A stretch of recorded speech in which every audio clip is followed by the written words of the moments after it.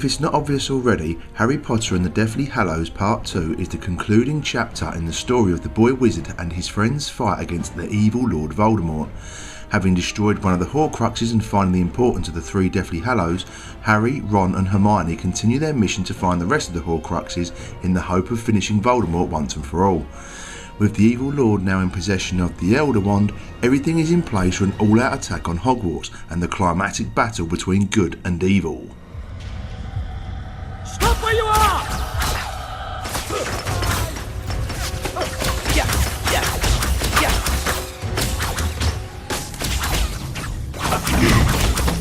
We knew we'd fight you!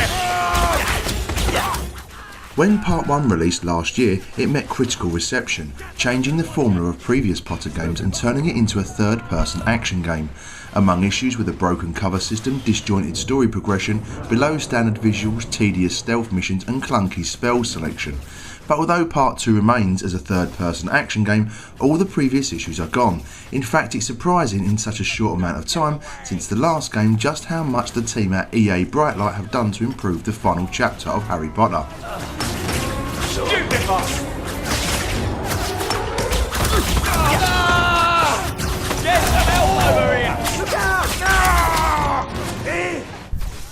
By dropping the invisibility cloak stealth levels and often confusing side missions, the story now follows a much more logical progression.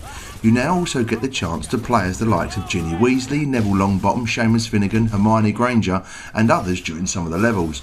Although this does add variety, it doesn't change the game in any shape or form. It would have been nice to see more unique abilities from each character.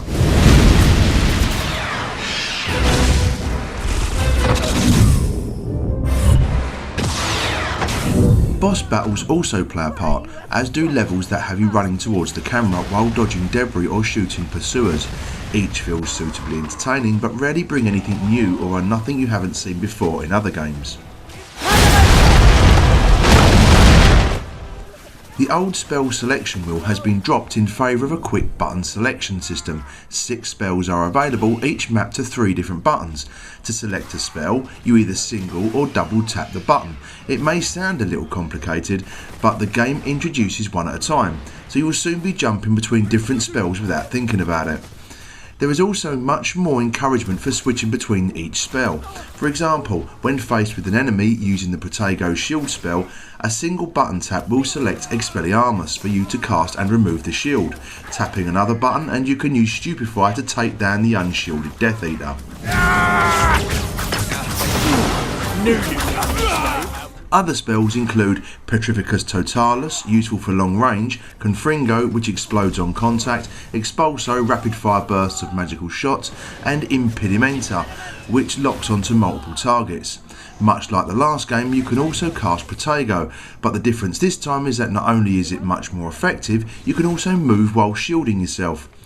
Lastly, there is the ability to apparate, which allows you to teleport a short distance while also moving from cover to cover.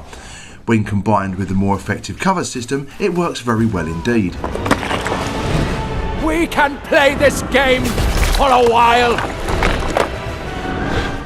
Although the game lacks pace during a couple of the early levels, things really do pick up when you get access to more spells. Once the game is over, there's only really challenge mode and the hidden collectibles to keep you coming back for more. Even then, with challenge mode just being timed versions of each level, there is little incentive to keep you playing. Unless you're the type of gamer who likes to top leaderboards, that is.